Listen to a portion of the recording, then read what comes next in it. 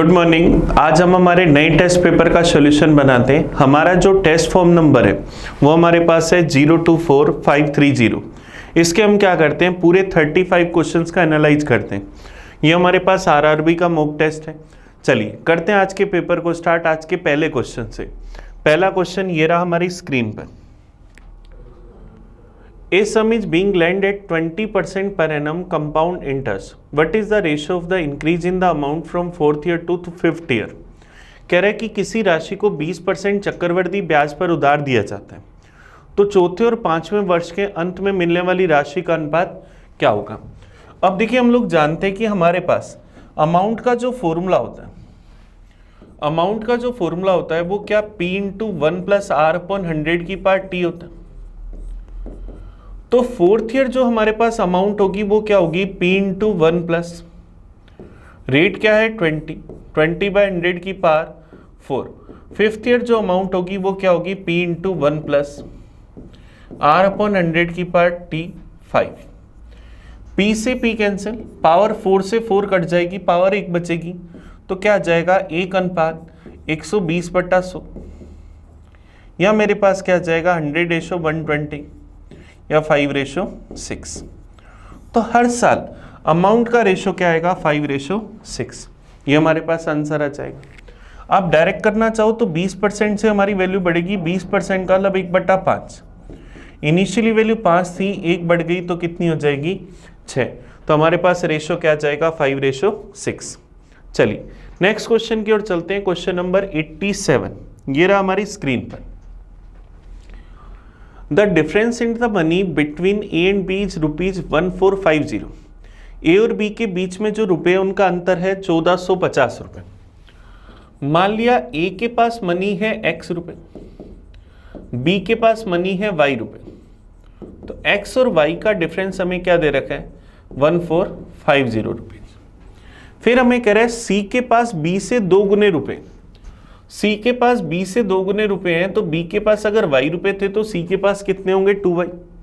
और कह रहा है ए और सी के बीच का जो अंतर है वो 700 रुपए, तो x माइनस 2y की वैल्यू 700 रुपए।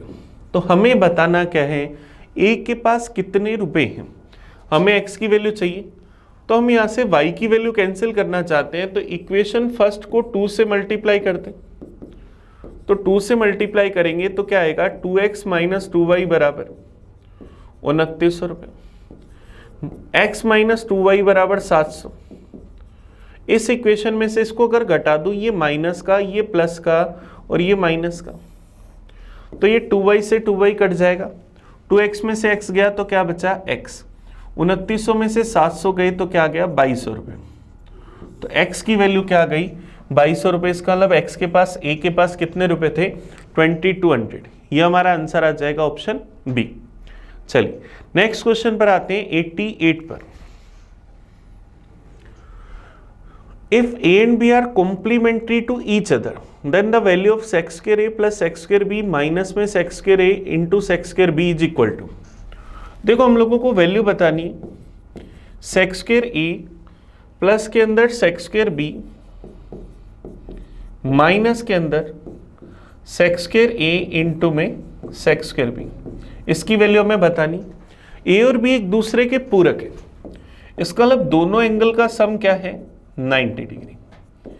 अब दोनों एंगल अगर मैं इक्वल मान लूं और दोनों की वैल्यू 45 डिग्री रख दूं, क्योंकि मुझे इसका न्यूमेरिक आंसर ही बताना है। अब मुझे पता है कि सेक 45 डिग्री पर कितना होता है, सेक 45 डिग्री की वैल्यू हमारे पास √2 होती है, तो क्या आ जाएगा √2 का स्क्वायर 2 प्लस 2 माइनस में 2 इंटू 2, तो 4 माइनस 4 आंसर क्या आ जाएगा 0। तो हमारा आंसर क्या आ जाएगा ऑप्शन डी। तो हम इसको डायरेक्ट थीटा की वैल्यू 45 रखकर कर सकते हैं। हम चाहे तो 30-60 भी रख सकते थे, पर 45 से बड़े इजीली आंसर आ जाता है, इसलिए 45 डिग्री रखी। चलिए नेक्स्ट क्वेश्चन देखते हैं 89 number. If the angle of the elevation of a balloon from 2 consecutive kilometer stone along a road are 30 degree and 60 degree respectively, किसी गुब्बारे का 2 लगातार किलोमीटर पत्थरों से उन्नयन कोण 30 डिग्री और 60 डिग्री है, तो हमें क्या करना है, गुब्बारे की जमीन से हाइट बतानी है कि क्या होगी। अब देखो अगर अपन इसका डायग्राम बनाएं कि हमारे पास एक बैलून है, इसकी दो लगातार पत्थरों से जो उन्नयन कोण है वो 60 डिग्री और 30 डिग्री, और दो लगातार पत्थर जो किलोमीटर स्टोन होते हैं, इसका मतलब उनके बीच की दूरी 1 किलोमीटर है। तो हमें इसकी हाइट बतानी है कि क्या होगी।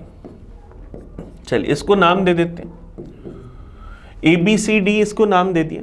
तो CD हमें पता है 1 किलोमीटर, AB हमें हाइट बतानी है कि क्या होगी। हाइट अगर मैं h मानूं, 60 डिग्री के सामने की साइड अगर h है तो 30 डिग्री के सामने की साइड क्या होगी, h/√3। अब 30 डिग्री के सामने की साइड अगर h है तो ये 60 के सामने की पूरी साइड h√3 होगी।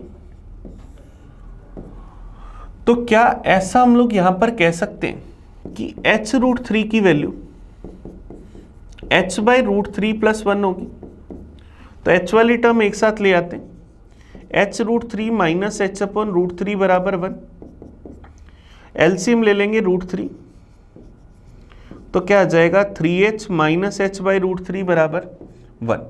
तो क्या आ जाएगा 2h/√3 बराबर 1। तो h की वैल्यू क्या आ जाएगी, √3/2। तो इसका मतलब इस बैलून की जो हाइट है वो क्या आ जाएगी, √3/2 किलोमीटर। तो हमारा आंसर क्या आ जाएगा, ऑप्शन ए। ऑप्शन ए हमारे पास इसका आंसर आ जाएगा। चलिए नेक्स्ट क्वेश्चन पर आते हैं 90 नंबर पर। If a polygon of n side has n diagonals, then find the value of n. किसी n भुजाओं वाले बहुभुज में n विकर्ण हो तो n का मान बताना है कि क्या होगा। अब देखिए ध्यान देना, अगर हम नंबर ऑफ द डायगोनल्स की बात करें, अगर डायगोनल्स की बात करें कि हमारे पास डायगोनल्स कितने होते हैं, तो डायगोनल्स का फॉर्मूला पॉलीगन में क्या होता है, n × n - 3/2। तो कह रहा है नंबर ऑफ डायगोनल्स जो है वो साइड्स के बराबर है, n ही है। तो n बराबर n × n - 3/2। तो n से n कट जाएगा, n - 3 बराबर किसके आएगा, 2 के। तो n की वैल्यू क्या आएगी, 5। तो पंचभुज पेंटागन एक ऐसी आकृति होगी जिसमें भुजाओं की संख्या और विकर्णों की संख्या क्या होगी, समान होगी। तो हमारा आंसर क्या आ जाएगा, ऑप्शन डी। ऑप्शन डी हमारे पास इसका सही आंसर आ गया। नेक्स्ट क्वेश्चन पर आते हैं 91 पर। ABCD एक समांतर चतुर्भुज है, AB 14 सेंटीमीटर, BC 18 सेंटीमीटर और AC 16 सेंटीमीटर। तो हमें दूसरे विकर्ण की लंबाई बतानी है कि क्या होगी। अब अगर हम यहां पर एक समांतर चतुर्भुज बनाएं, अगर हम एक पैरेललोग्राम बनाएं, तो समांतर चतुर्भुज की एक छोटी सी प्रॉपर्टी होती, समांतर चतुर्भुज की दोनों भुजाओं की, या मैं कह सकता हूं चारों भुजाओं की, क्योंकि दो दो भुजाएं समान होती हैं, चारों भुजाओं के वर्गों का योग दोनों विकर्णों के वर्गों के योग के बराबर होता है। उसकी चारों साइड्स के स्क्वायर का सम दोनों डायगोनल्स के स्क्वायर के सम के इक्वल होता है। अब AB और DC इक्वल होगी, AD और BC इक्वल होंगी, इसीलिए हमने एक को लिखकर डबल कर दिया।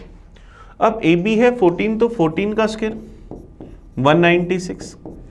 BC हमारे पास BC 18, 18 का स्क्वायर 324 बराबर AC स्क्वायर 16 का स्क्वायर 256 प्लस BD स्क्वायर।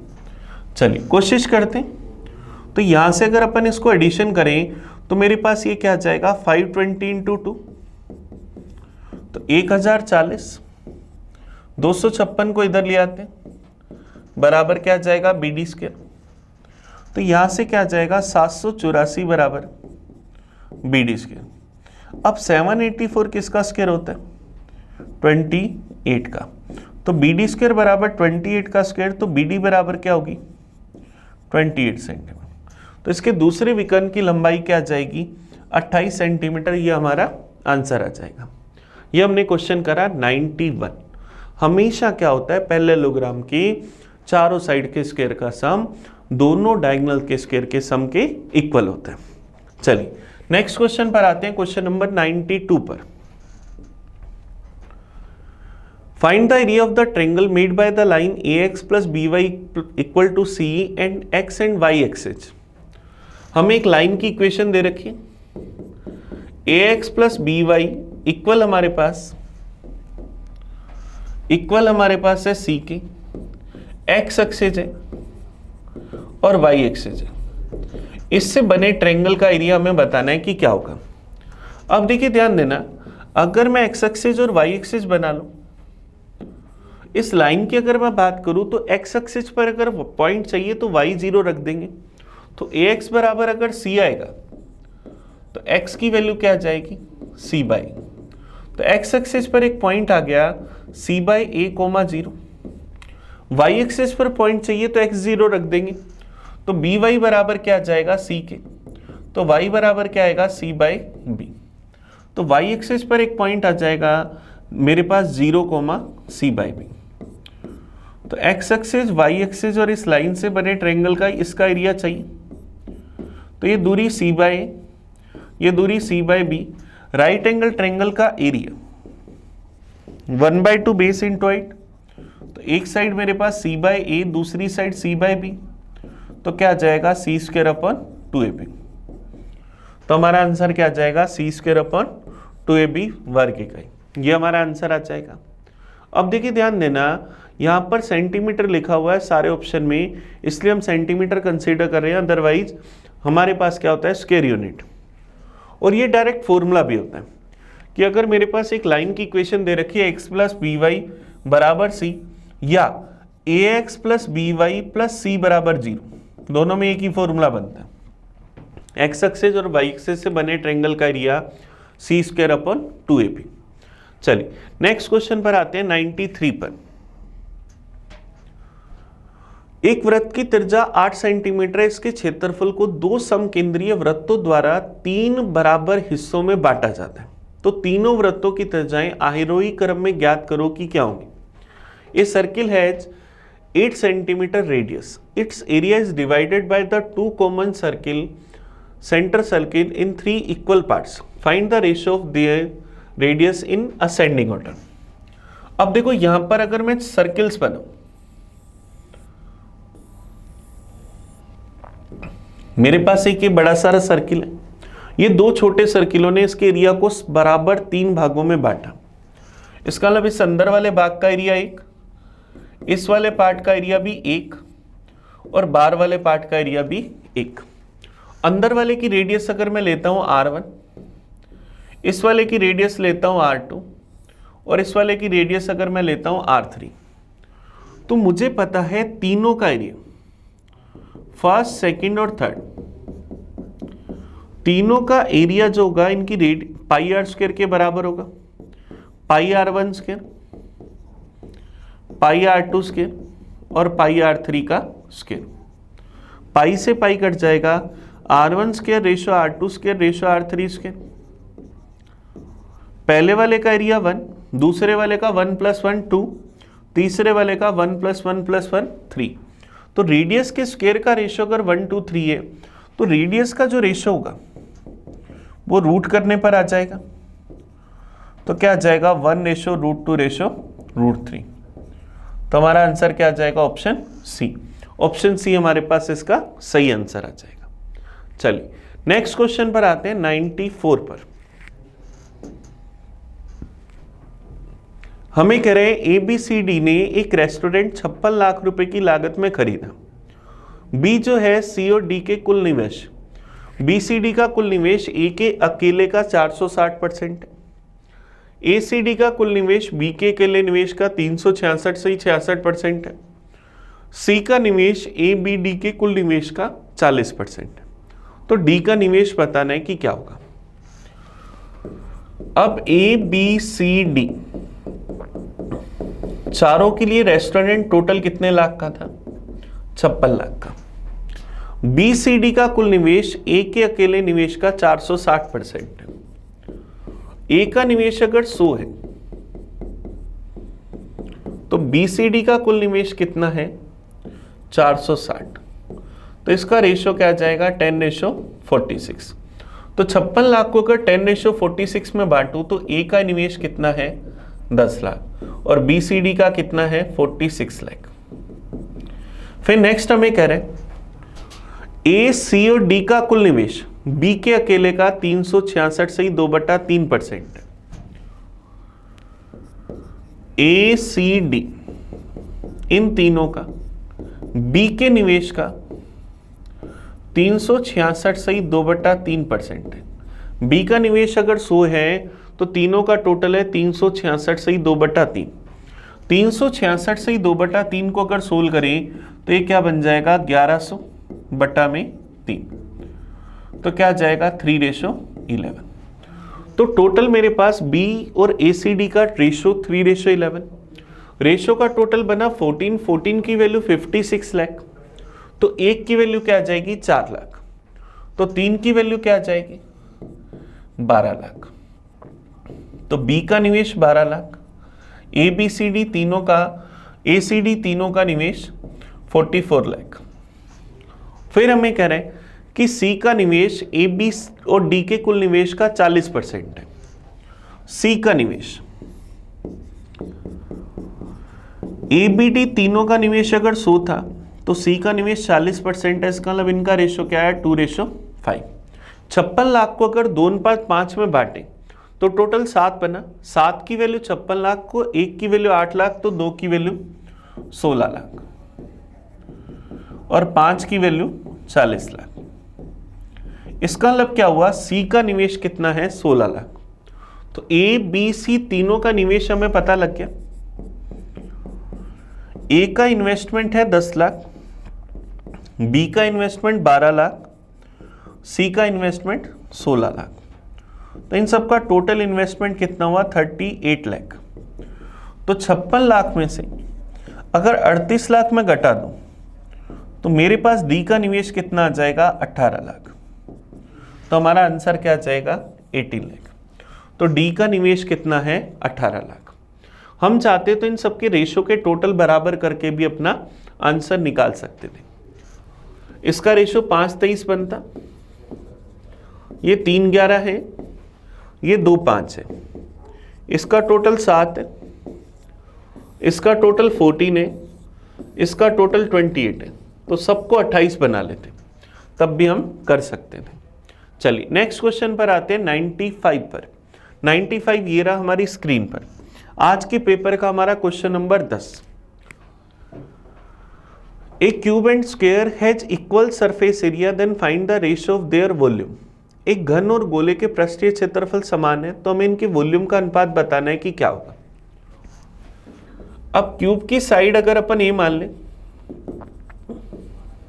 और स्क्वायर की रेडियस अगर अपन r मान लें, तो मेरे पास क्यूब का टोटल सरफेस एरिया क्या होगा 6a²। स्क्वायर का टोटल सरफेस एरिया क्या होगा 4πr²। ये दोनों आपस में क्या दे रखे इक्वल दे रखे। तो यहां से अगर मैं a² और r² का रेशियो निकालूं तो क्या 4π/6 या 2π/3। तो यहां से अगर मैं a और r का रेशियो निकालूं तो क्या आ जाएगा √2 × √π अपॉन में √3। ये a और r का रेशियो आ गया। हमें इनके वॉल्यूम का रेशियो बताना है।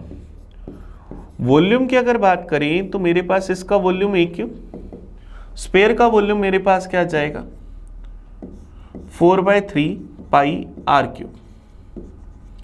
तो a³, a मेरे पास कितना है √2π। इसका अगर मैं क्यूब करूंगा तो क्या आ जाएगा 2√2 × π√π रेशियो के अंदर 4/3π r³।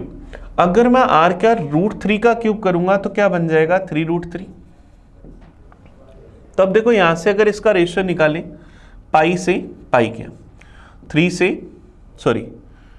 पाई से पाई काटना था, गलती से 4 काट दिया, पाई से पाई गया, 3 से 3 गया, 2√2 से अगर इसको काट दे तो ये चला जाएगा √2 टाइम। तो क्या जाएगा रूट में पाई रेशियो में √2 × √3। तो क्या जाएगा √π रेशियो में √6। तो हमारा आंसर क्या आ जाएगा √π रेशियो √6। तो आंसर क्या आ जाएगा ऑप्शन बी। तो इनके वॉल्यूम का रेशियो क्या आ जाएगा √π रेशियो √6। चलिए नेक्स्ट क्वेश्चन पर आते हैं, क्वेश्चन नंबर 96 पर। एक समचतुर्भुज की एक भुजा और विकर्ण 10 सेंटीमीटर और 16 सेंटीमीटर है, तो इसका एरिया बताना है कि क्या होगा। अगर अपन यहां पर एक रोम्बस बनाने की कोशिश करें तो रोम्बस की चारों भुजाएं आपस में लंबाई में बराबर होती, तो इसकी भुजा की लंबाई है 10 सेंटीमीटर। एक विकर्ण हमें दे रखा है 16। हमें पता है इनके विकर्णों का इंटरसेक्शन पॉइंट इसको दो बराबर भागों में बांटता है और 90 डिग्री पर काटता है। तो 16 का अगर मैं हाफ हाफ कर दूं तो 8 8, तो ये क्या हो जाएगा 6 6। तो एक डायगोनल मेरे पास क्या जाएगा 16 सेंटीमीटर, दूसरा डायगोनल मेरे पास 12 सेंटीमीटर।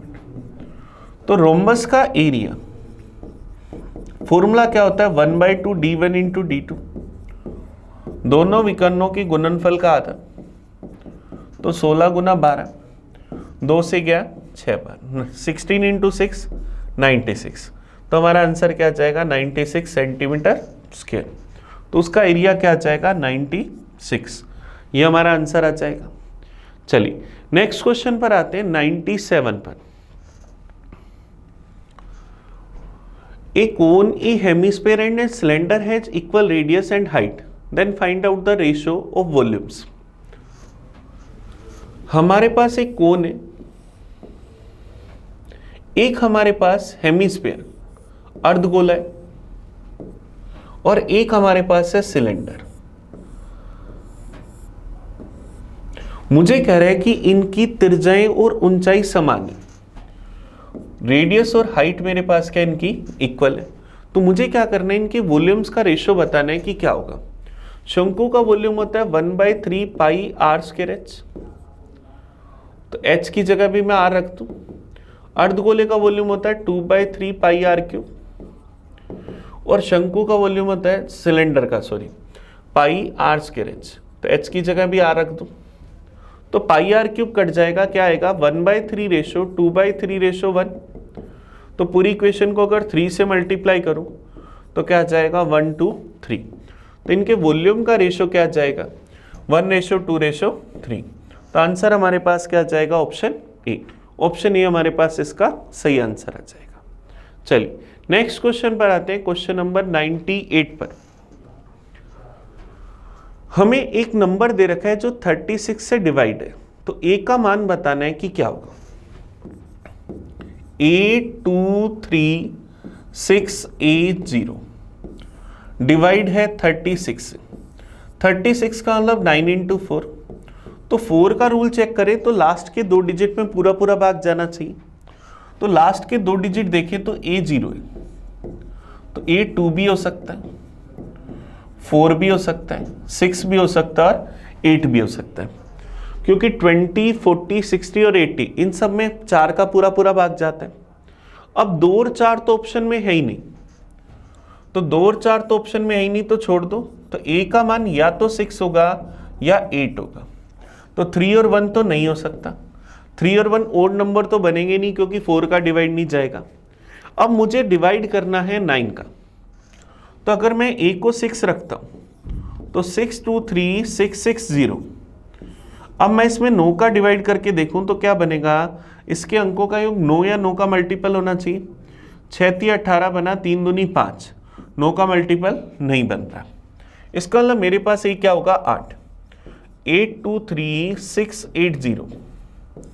अब इसमें मैं 9 इंटू 4 लिखूँ तो 4 वाली कंडीशन सेटिस्फाई हो रही है। अंकों का योग अगर देखें तो 8 और 2 10, 3 13 और 6 19 और 8 27, 9 का पूरा पूरा भाग जा रहा है। तो आंसर क्या आ जाएगा ऑप्शन डी, 8 हमारे पास इसका सही आंसर आ जाएगा। ओड नंबर तो वैसे ही नहीं हो सकते, क्योंकि 10 में और 30 में तो पूरा पूरा 4 का भाग ही नहीं जाता।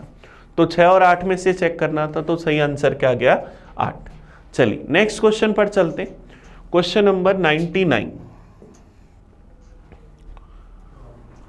50 लीटर वाले पानी और दूध के मिक्सचर में केवल पानी 20% है।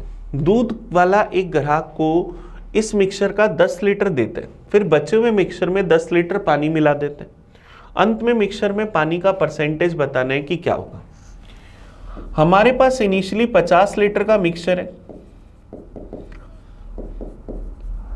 इसमें से अगर हमने 10 लीटर मिक्सचर निकाल दी तो वो उसी रेशो में निकलेगा जिस रेशो में हमारे पास दूध पानी था। बचेगा कितना? 40 लीटर, वो भी उसी रेशो में बचेगा। इस 40 लीटर में पानी कितना है?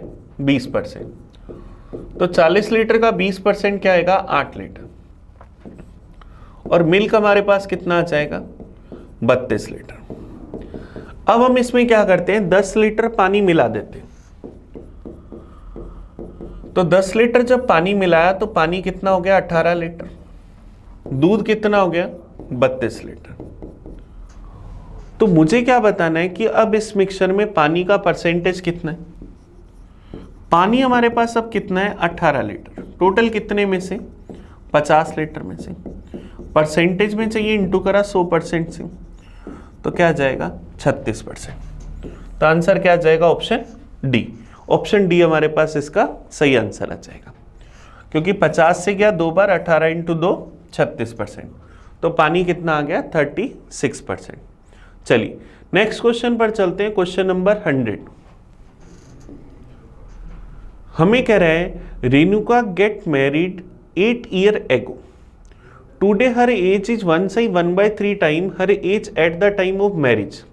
हर daughter age is 1/8 time of her age. Her daughter age is. हमें कह रहे हैं रेणुका की जो वर्तमान आयु है उसकी शादी के समय की आयु की 1/3 गुना है। 1/3 को क्या 4/3 लिख सकते हैं? इसका मतलब अगर उसकी मैरिज के टाइम, उसकी शादी के समय एज अगर 3 थी तो अब उसकी एज कितनी है? 4। दोनों के बीच में रेशो में डिफरेंस कितना है? 1 का। हम कह रहे हैं डिफरेंस 1 का है। क्वेश्चन क्या कह रहे हैं? शादी कितने साल पहले हुई? 8 साल पहले। तो आज उसकी एज कितनी है? 8 चौक 32 साल। तो हमारे पास रेणुका की प्रेजेंट एज कितनी है? 32 ईयर। उसकी पुत्री की आयु, उसकी आयु का 1/8 है। तो उसके अगर डॉटर की एज निकालें तो हमारे पास क्या जाएगा? 32 का 1/8। तो उसकी बेटी कितने साल की है? 4 साल की। तो हमारा आंसर क्या जाएगा? Option b. तो उसकी बेटी की एज क्या आई? 4 ईयर। चलिए नेक्स्ट क्वेश्चन पर चलते हैं। क्वेश्चन नंबर 101 पर किसी संख्या का वर्ग उस संख्या से 2000% ज्यादा है तो उस संख्या का वर्ग है। The square of a positive number is 2000% greater than the number itself, then the square of the number is. हमने माना कि हमारा नंबर क्या है? x। तो नंबर का स्क्वायर उस नंबर से 2000% ज्यादा है। उस नंबर से 2000% ज्यादा है। तो x स्क्वायर किसके बराबर होगा? x प्लस x का 2000%। x का 2000% क्या होगा? 20x, क्योंकि परसेंटेज हटाऊंगा 2 0 कट जाएंगे। तो x स्क्वायर बराबर क्या आ जाएगा? 20x plus 1x 21x। x square बराबर अगर 21x तो x का मान क्या आएगा? 21। अब x की वैल्यू 21 आ गई और मुझे क्या करना है? उस संख्या का वर्ग बताना है कि क्या है। तो x स्क्वायर अगर मैं निकालूं तो 21 का स्क्वायर क्या आ जाएगा? 441। तो हमारा आंसर क्या आ जाएगा? Option C.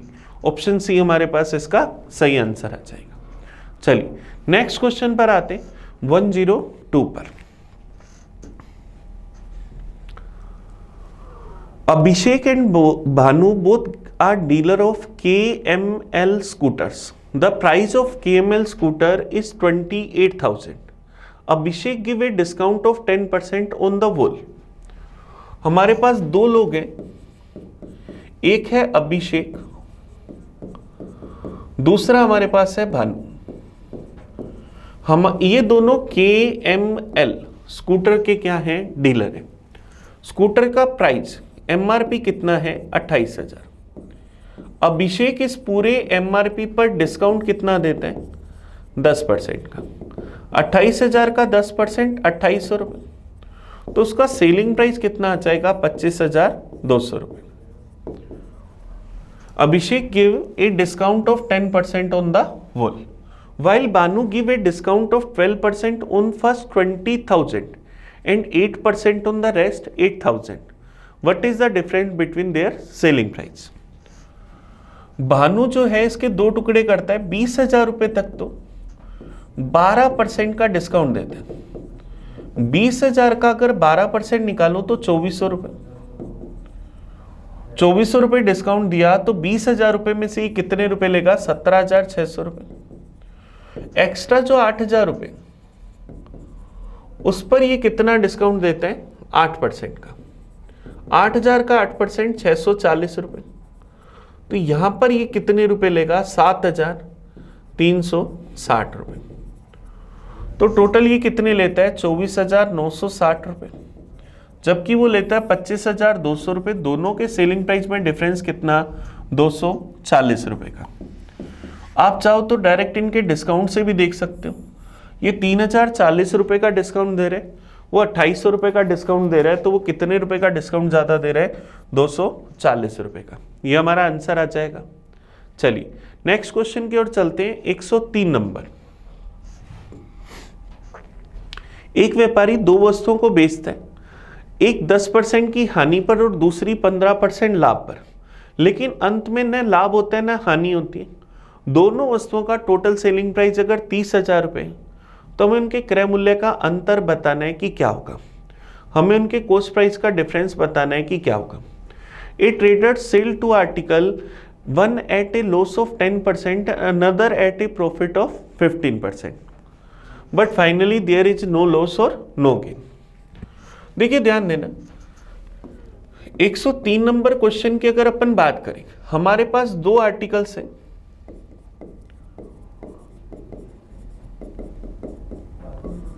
पहले आर्टिकल का रेट हम ए मान लेते हैं, दूसरे आर्टिकल का रेट हम बी रुपए मान लेते हैं। पहले आर्टिकल पर उसे 10% का लॉस हुआ, दूसरे आर्टिकल पर उसे 15% का लाभ हुआ। पहले आर्टिकल पर उसे 10% का लॉस हुआ, दूसरे पर 15% का प्रॉफिट हुआ, लेकिन उसे नो प्रॉफिट नो लॉस हुआ।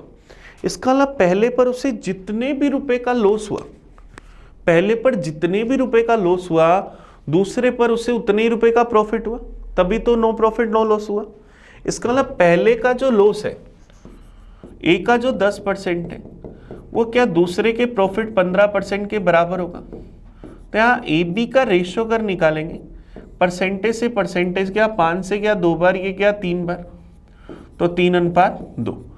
तो दोनों के कॉस्ट प्राइस का रेशियो क्या आया, 3:2।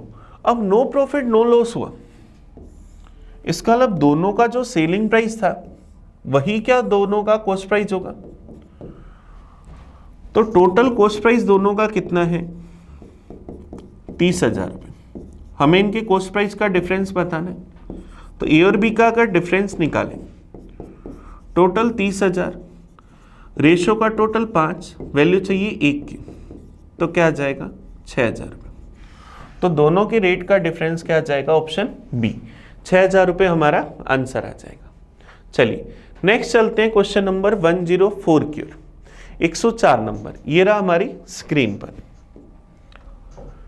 हमें इसको सिंप्लीफाई करना है, ये सिंप्लीफिकेशन का क्वेश्चन है।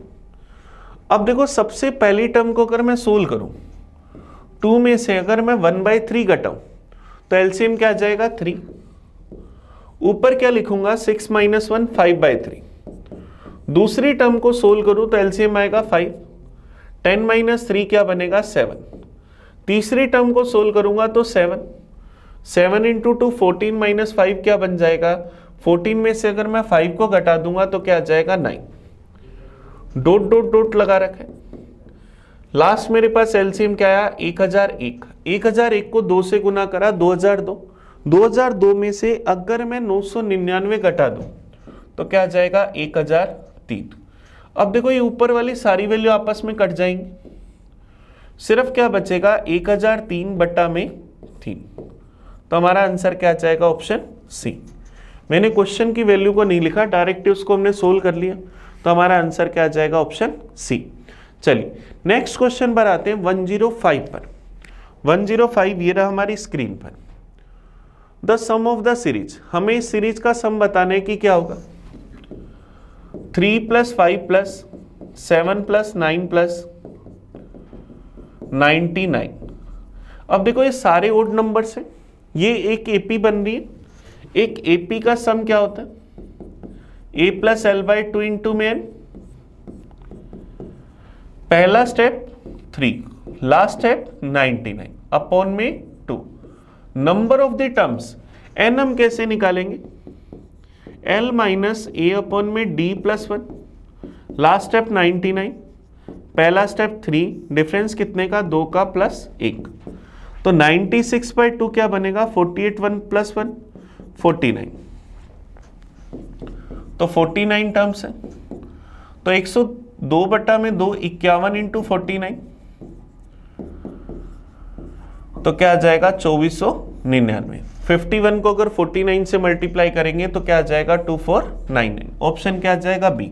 मैंने कैसे मल्टीप्लाई करा? 51 को लिखा 50 प्लस 1, 49 को लिखा 50 माइनस 1, तो 50 का स्क्वायर 2500, 1 का स्क्वायर 1, 2500 में से 1 गया तो क्या आ गया? 2499। तो हमारा आंसर क्या आ जाएगा? Option b. चलिए नेक्स्ट क्वेश्चन पर आते हैं, 106 पर। हमें इसको सिंप्लीफाई करना है कि क्या होगा, ए और बी का मान बताना है कि क्या होगा। हमें टर्म क्या दे रखी है? 4√3 प्लस 5√2 अपॉन में रूट में 48 है। 48 को अगर मैं 16 गुना 3 सोचूं तो क्या 4√3 बन जाएगा? रूट में 18 है, अगर इसको मैं 9 इंटू 2 सोचूं तो क्या बन जाएगा? 3√2। अब मुझे इसको √6 की टर्म में बनाना है, तो इसका रेशनलाइजेशन करो। तो इसको मैं ऊपर नीचे 4√3 माइनस 3√2 से ऊपर नीचे मल्टीप्लाई कर देता हूं। तो नीचे जब मल्टीप्लाई करूंगा तो नीचे तो मेरे पास क्या आ जाएगा? 48 माइनस 18, तो क्या आ जाएगा? 30। ऊपर वाली टर्म को सोल्व करें, 4√3 को 4√3 से मल्टीप्लाई करूंगा तो क्या आ जाएगा? 16 × 48। 4√3 को माइनस 3√2 से मल्टीप्लाई करूंगा तो क्या आ जाएगा? माइनस में 12√6। 5√2 को 4√3 से मल्टीप्लाई करूंगा तो क्या आ जाएगा? प्लस में 20√6, माइनस में 15 दूना 30। तो 48 में से 30 गए 18, प्लस क्या जाएगा? 8√6 बटा में 30। तो क्या मैं इसको 18/30 प्लस 8√6 बटा 30 लिख सकता हूं? 6 से अगर इसको काट दूं तो ये तो क्या बना? 3/5 प्लस के अंदर इसको अगर मैं काट दूं 2 से तो क्या बनेगा? 4√6/15। इसको कंपेयर अगर मैं करूं a प्लस b√6 से, तो a की वैल्यू क्या आएगी? 3/5, b की वैल्यू क्या आ जाएगी? 4/15। तो ऑप्शन क्या आ जाएगा? Option D. ऑप्शन डी हमारे पास इसका सही आंसर आ जाएगा। चलिए नेक्स्ट क्वेश्चन पर चलें, क्वेश्चन नंबर 107 पर। 107 ये रहा हमारे स्क्रीन पर। 3 different containers contain different quantity of the mixture of milk and water, which measurement are 403, 434 kg and 465 kg. What biggest measure there be to measure all the different quantities exactly? हमारे पास 3 बर्तन है जिनका wait है 403 kg, 434 kg और next हमारे पास 465 kg। मुझे वो बर्तन चाहिए जो इनको एग्जैक्टली नाप सके। तो मुझे क्या करना पड़ेगा? इनका HCF निकालना पड़ेगा। तो सबसे पहले मैं लॉन्ग डिवीजन मेथड का यूज करता हूं। सबसे बड़े नंबर में इसके नियरेस्ट नंबर 434 का डिवाइड करता हूं। डिवाइड चला जाएगा एक बार, बच जाएगा 31। 31 से डिवाइड करता हूं 434 को, डिवाइड किया 1 टाइम, 124 फिर चला जाएगा 4 टाइम, तो पूरा डिवाइड गया 31 से। तो इन दोनों का HCF 31। अब 403 में 31 का डिवाइड और कर लेते हैं। अगर 31 का डिवाइड गया तो इनका HCF 31 है, नहीं तो कोई छोटा नंबर आ जाएगा। डिवाइड किया एक बार, बच जाएगा 93, फिर चला गया 3 बार, तो एग्जैक्ट वो नाप कितना है? 31। तो आंसर क्या आ जाएगा? 31 kg। 31 kg का माप इनको तीनों का एग्जैक्टली मेजर कर लेगा। चलिए नेक्स्ट क्वेश्चन पर आते हैं 108 पर। A shopkeeper while purchasing milk take 20% more than the indicated quantity of milk. While selling he offer a discount of 10% but get 25% less than the indicated quantity of the milk. What is overall percentage profit? मान लिया कि milk का cost price था 100, अब खरीदते समय वो 20% अधिक लेते हैं। 100 रुपये में अगर 1 kg 1000 ग्राम मिल्क मिलता था तो उसने 20% अधिक ले लिया, इसका मतलब 1200 ग्राम खरीदा। बेचते समय वो 10% का डिस्काउंट देते हैं, इसका मतलब बेचता कितने में, 90 में, लेकिन 25% कम देता है, मतलब 1000 ग्राम की जगह कितने ग्राम तोलता है, 750 ग्राम। तो यहां से अगर अपन इसके कॉस्ट प्राइस और सेलिंग प्राइस का रेशियो निकालें तो ये 2 जीरो से 2 जीरो कट जाएंगे, तो 1/12, यहां से अगर 0 से 0 काटूं तो रेशियो के अंदर मेरे पास क्या जाएगा, 3 से काट दूं तो 3/25। इनका एग्जैक्ट अगर मुझे रेशियो निकालना है, सबको 300 से गुना कर दूं, इसको 300 से गुना करा, इसको भी 300 से गुना करा, तो ये मेरे पास चला जाएगा 25 बार, ये मेरे पास चला जाएगा 12 36 बार। इसका मतलब 25 वाली चीज हम कितने में सेल कर रहे हैं, 36 में। कितना प्रॉफिट हुआ, 11 का। कितने पर, 25 पर। परसेंटेज में चाहिए, इंटू करा 100% से, 25 से गया 4 बार, 11 × 4 44%, तो उसको कितना प्रॉफिट हो जाएगा, 44% का। यह हमारा आंसर आ जाएगा। चलिए नेक्स्ट क्वेश्चन पर चलते हैं, क्वेश्चन नंबर 109 पर।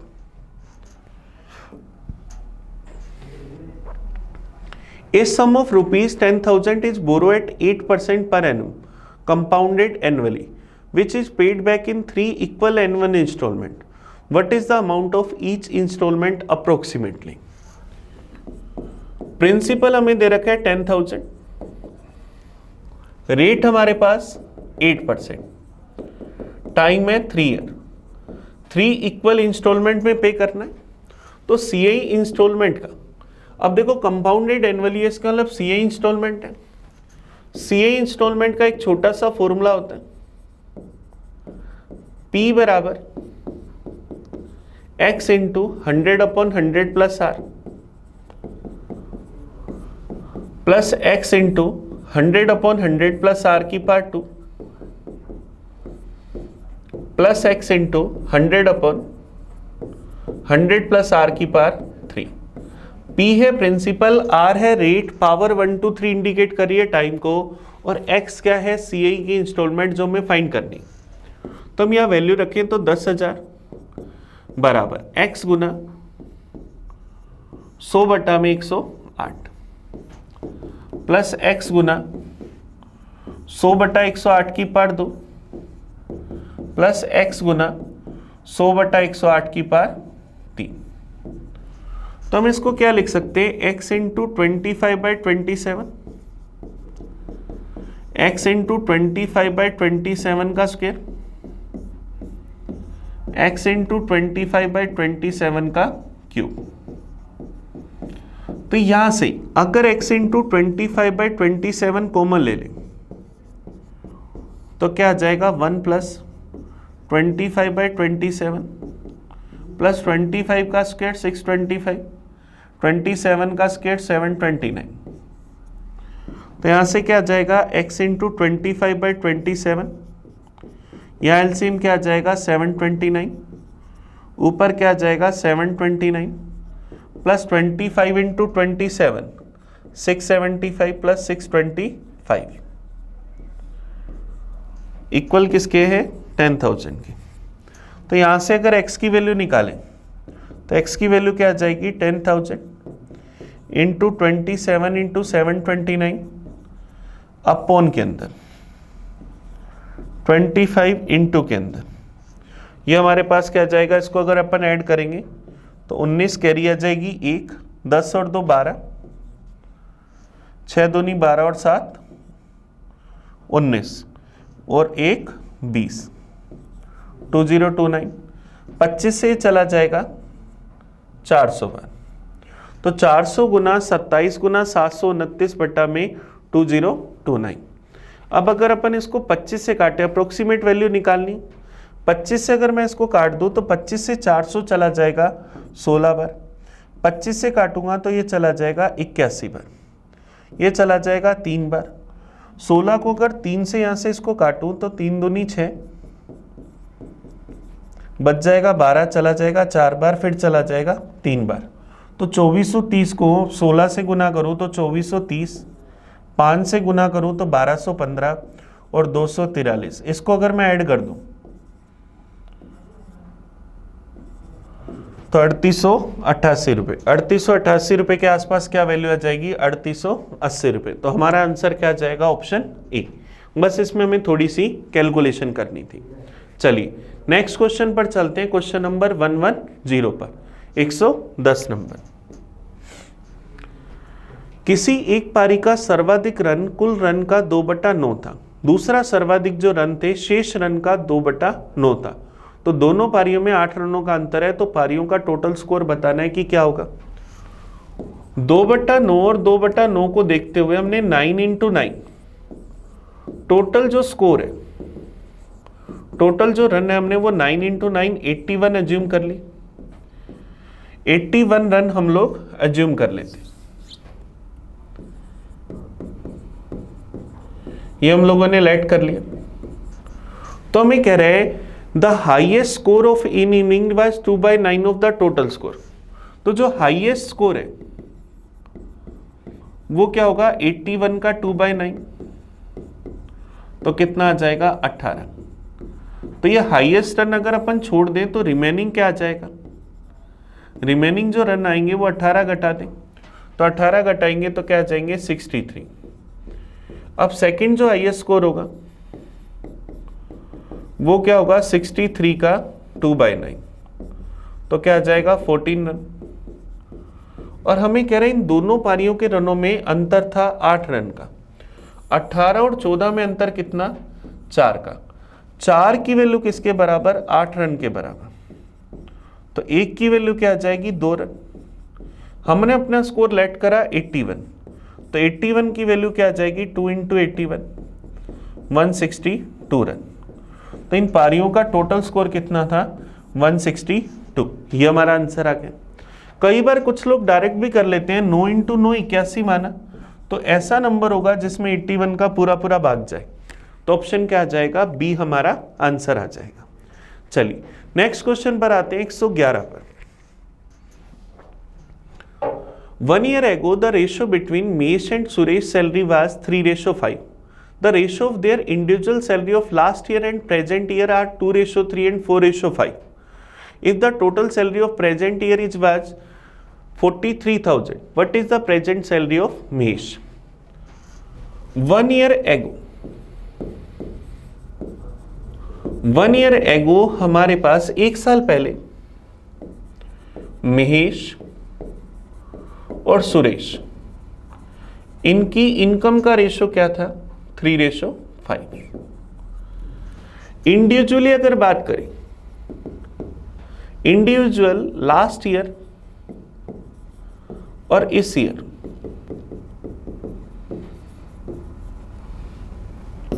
मेष की जो इनकम है, मेष की जो सैलरी है, उसका रेशो कितना है, 2:3।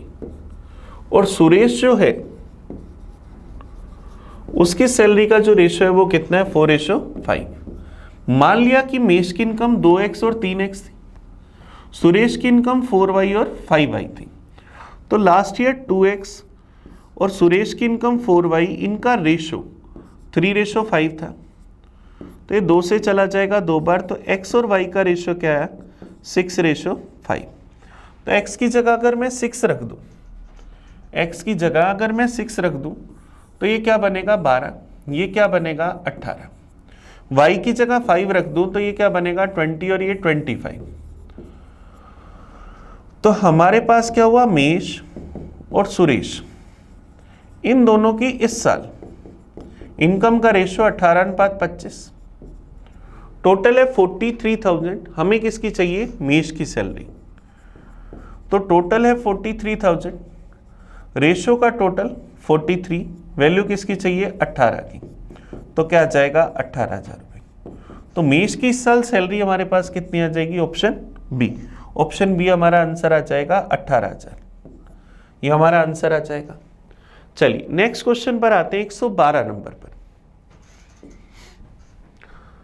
A boatman goes 2 kilometer against the current of the stream in 1 hour and goes 1 kilometer along the current in 10 minutes. How long would he take to go 5 kilometer in the stationary water? 2 kilometre against the current in 1 hour, इसका मतलब upstream क्या होगी, distance upon time.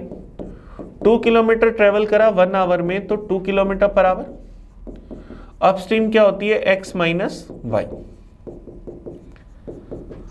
Next हमें कह रहा है downstream के अंदर वो 2 किलोमीटर की डिस्टेंस ट्रेवल करता है, हम लोगों को दे रखा है, and goes 1 kilometre again alone the current in 10 minute. हमें कह रहा है धारा के अनुकूल 10 मिनट में 1 किलोमीटर जाता है, 1 किलोमीटर दूरी तय करता है 10 मिनट में, आवर्स में बदलना है, 60 का भाग दिया तो क्या आ जाएगा 6। तो डाउनस्ट्रीम 6 किलोमीटर पर आवर, इसका मतलब x प्लस वाई 6 है, x माइनस वाई 2 है, x प्लस वाई 6 है, तो x की वैल्यू क्या होगी, दोनों के टोटल का हाफ, तो क्या आ जाएगी 4 किलोमीटर पर आवर। तो स्टिल वाटर के अंदर बोट की स्पीड कितनी है, 4 किलोमीटर पर आवर। तो 5 किलोमीटर की डिस्टेंस ट्रेवल करने में कितना टाइम लेगा, टाइम क्या होगा, डिस्टेंस अपॉन स्पीड, तो 5/4 या 1 से 1/4 घंटे या 1 आवर 15 मिनट। तो हमारा आंसर क्या आ जाएगा, ऑप्शन बी। ऑप्शन बी हमारे पास इसका सही आंसर आ जाएगा। चलिए नेक्स्ट क्वेश्चन पर आते हैं 113 नंबर पर। Raju factory keep increasing it output by same percentage every year, find the percentage increase every year if it is known that the hit output is double after 2 year. Raju की company का उत्पादन प्रत्येक वर्ष समान प्रतिशत से बढ़ रहा है, यदि 2 साल बाद उसका उत्पादन 2 गुना हो जाता है तो प्रत्येक वर्ष में प्रतिशत वृद्धि बतानी है कि क्या होगी। हम लोगों को अगर यहां पर आफ्टर 2 ईयर की वैल्यू चाहिए तो उसका फॉर्मूला क्या होगा, present into 100 plus r upon 100 की पावर टी। 2 साल बाद की बात हो रही है तो पावर 2 आ जाएगी। अब इनिशियली अगर उसकी प्रेजेंट वैल्यू x थी तो अब कितनी होगी 2x, 100 प्लस आर अपॉन 100 की पावर t मतलब पावर 2, x से x कट जाएगा, रूट अगर मैं कर दूंगा तो √2 बराबर 100 प्लस आर अपॉन में 100, तो यहां से मल्टीप्लाई करूंगा तो क्या आ जाएगा 100√2 इक्वल क्या आएगा 100 प्लस आर। तो r की वैल्यू क्या आएगी 100√2, r की वैल्यू हमारे पास 100√2 माइनस में 100 यहां से अगर अपन कॉमन ले लें तो 100 इंटू √2 माइनस 1, तो किस रेट से बढ़ रहा है 100 इंटू √2 माइनस 1% से, ये हमारा आंसर आ जाएगा। चलिए नेक्स्ट क्वेश्चन पर आते हैं, क्वेश्चन नंबर 114 पर। The last year Mr. Basu bought 2 scooters. This year he sold both of them for 30,000 each. On one he earned 20% profit, on the other he made 20% loss. What is his net profit or loss? अब देखो हम लोगों को दोनों scooter का selling price दे रखा है। पहले वाले स्कूटर पर उससे 20% का प्रॉफिट होता है, प्रॉफिट हुआ 20% का, उसका सेलिंग प्राइस कितना है 30,000। तो 20% को फ्रैक्शन में 1/5 लिखेंगे तो कॉस्ट प्राइस 5, प्रॉफिट 1 का, तो सेलिंग प्राइस 6 की वैल्यू 30,000 रुपये, तो 1 की वैल्यू 5,000 रुपये। तो पहले का मेरे पास कॉस्ट प्राइस कितना आया 25,000 रुपये। पहले स्कूटर का कॉस्ट प्राइस 25,000 रुपये और पहले पर प्रॉफिट कितना हुआ 5,000 रुपये का। दूसरे की अगर बात करें तो दूसरे को उसने बेचा 20% लॉस पर, दूसरे पर उसे लॉस हुआ 20% का, सेलिंग प्राइस है 30,000, प्रॉफिट या लॉस होता है कॉस्ट प्राइस पर 20% 1/5, कॉस्ट प्राइस 5, 1 का लॉस तो सेलिंग प्राइस 4 की वैल्यू 30,000 रुपये, तो 1 की वैल्यू 7,500, तो 5 की वैल्यू 37,500 रुपये। तो दूसरे पर लॉस हुआ उसे 7,500 रुपये का। एक पर 5,000 रुपये का प्रॉफिट हुआ, दूसरे पर 7,500 का लॉस हुआ, तो ओवरऑल मिलाकर उसे क्या हुआ, 2,500 रुपये का लॉस हुआ। अब 2,500 का लॉस हुआ तो हमें क्या करा है, ही गेन लेस देन 2,000, गेन तो हुआ ही नहीं, मोर देन 2,000 नहीं हुआ, he lost less than 2,000, he lost more than 2,000, उसे क्या हुआ, 2,000 रुपये से अधिक की हानि हुई, 2,000 रुपये से अधिक की हानि हुई। तो ये हमारा आंसर आ जाएगा। तो हमारे पास ऑप्शन के हिसाब से आंसर क्या आ गया, सी। हिंदी में 2,000 रुपये से अधिक हानि ऑप्शन में सी में दे रखा है, यहाँ पर इसको कर लेंगे ही लॉस्ट मोर देन 2,000, तो हमारा आंसर सी सही हो जाएगा, इसको लेस कर लेंगे। चलिए नेक्स्ट क्वेश्चन पर आते हैं, 115 पर। 115 देखो हमें क्या करें, ₹960 is formed with denomination of 5 rupees, 2 rupees and 1 rupees coin. If the number of coin to rupees 2 and 1 are interchanged, then the amount decreased by rupees 40. If the total number of coins are 300, find out the number of the coins of rupees 5. हमारे पास 1 रुपये, 2 रुपये और 5 रुपये इसके coins. मान लिया कि इसके क्वाइन थे x, y, z। तो हमें पता है कि तीनों का total x plus y plus z कितना है, 300। टोटल क्वाइन कितने हैं, 300। अगर 1 रुपये वाले x क्वाइन थे तो कितने रुपए बनेंगे x, 2 रुपये वाले y थे तो 2y, 5 रुपये वाले z थे तो 5z। तो क्या आ जाएगा, इन तीनों का टोटल कितना बना, 960 रुपये। अगर अपन क्या करें, 1 रुपये और 2 रुपये के सिक्कों की संख्या आपस में बदल दें, इसके मैं y सिक्के ले लूँ और इसके x ले लूँ, तो क्या आ जाएगा, y plus 2x plus 5z। तो 40 रुपये क्या हो जाते हैं, कम हो जाते हैं, तो कितने हो जाएंगे, 920 रुपये। हमें किसकी वैल्यू चाहिए, z की। तो अब देखो मैं क्या करूं, इसको इक्वेशन नंबर फर्स्ट दूं, इसको इक्वेशन नंबर सेकंड और इस इक्वेशन को थर्ड। तो फर्स्ट और सेकंड को ऐड करके इक्वेशन थर्ड का 3 गुना अगर मैं घटा दूं तो मेरे पास शायद z की वैल्यू आ जाए। फर्स्ट और सेकंड को ऐड करूं, x plus 2y plus 5z, 2x plus y plus 5z। Third equation का 3 गुना घटाऊंगा तो क्या आएगा, 3x plus 3y plus 3z। इन दोनों का एडिशन करूंगा, 960 प्लस 920 रुपये माइनस में 300 इंटू 3 क्या आ जाएगा, 900। ये दोनों ऐड होंगी और ये माइनस का, तो क्या होगा, 3x से 3x कट जाएगा, 3y से 3y कट जाएगा, 5z प्लस 5z, 10z में से 3z गया, क्या बचा, 7z। 960, 920 और 900 घटा दें तो मेरे पास क्या आ जाएगा, 900 गए तो क्या आ जाएगा, 980। अब 7z बराबर 980, तो z की वैल्यू 980 बटा 7, तो क्या आ जाएगा, 140। इसका मतलब क्या होगा, 5 रुपए के सिक्कों की संख्या क्या आ जाएगी, 140। हमारा आंसर क्या आ जाएगा, ऑप्शन बी, ये हमारे पास आ जाएगा। अब हम यहाँ पर रुपीज ना लिखे तो ज़्यादा अच्छा है, क्योंकि हमें पता है कि तीनों के टोटल मिलाकर 300 सिक्के थे, तो इसलिए हमने इस रुपीज को यहाँ से हटा दिया। नेक्स्ट देखो क्वेश्चन नंबर 116 पर आते हैं। Find the volume of the prism of height 10 centimetre and which has base like equilateral triangle of 6 centimetre. Equilateral triangle की बेस भुजा हमारे पास 6 सेंटीमीटर है, हाइट हम लोगों को दे रखी है 10 सेंटीमीटर। प्रिज्म का वॉल्यूम क्या होता है, बेस एरिया इनटू में हाइट। बेस हमारे पास इक्विलेटर ट्रायंगल है, तो इक्विलेटर ट्रायंगल का एरिया √3/4 इंटू ए स्क्वायर। हाइट हमारे पास कितनी है, 10, तो 4 से काट दूं तो चला जाएगा 3 इंटू 3, 9 इंटू 10 क्या बनेगा, 90√3।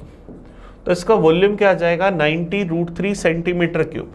ऑप्शन क्या आ जाएगा, बी। ऑप्शन बी हमारे पास इसका सही आंसर आ जाएगा। चलिए नेक्स्ट क्वेश्चन पर आते हैं, 117 नंबर पर। यदि किसी वर्ग का विकर्ण दूसरे वर्ग की भुजा दोनों 10 सेंटीमीटर है तो पहले वर्ग का दूसरे वर्ग के एरिया के साथ रेशियो बताना है कि क्या होगा। हमारे पास दो स्क्वायर है, फर्स्ट और सेकंड, पहले का डायगोनल 10 है, दूसरे की साइड 10 है, तो हमें इनके एरिया का रेशियो बताना है कि क्या होगा। स्क्वायर का एरिया क्या होता है, पहले वाले के लिए लिखूंगा डायगोनल का स्क्वायर बटा में 2, दूसरे का एरिया लिखूंगा साइड स्क्वायर, तो दोनों का रेशियो निकालो तो 1/2 रेशियो 1 या 1/2, तो दोनों के एरिया का अनुपात क्या आ जाएगा, 1:2, तो ऑप्शन ए हमारा आंसर आ जाएगा। चलिए नेक्स्ट क्वेश्चन पर आए, क्वेश्चन नंबर 118 पर। अब 118 देखो हमारे पास क्या है, डीआई का क्वेश्चन है। The pie chart given below shows the distribution of the work force by occupational category of the country x in 2011 and 2014। 2011 और 2014 में कुल कार्यबल हम लोगों को दिखा रखा है।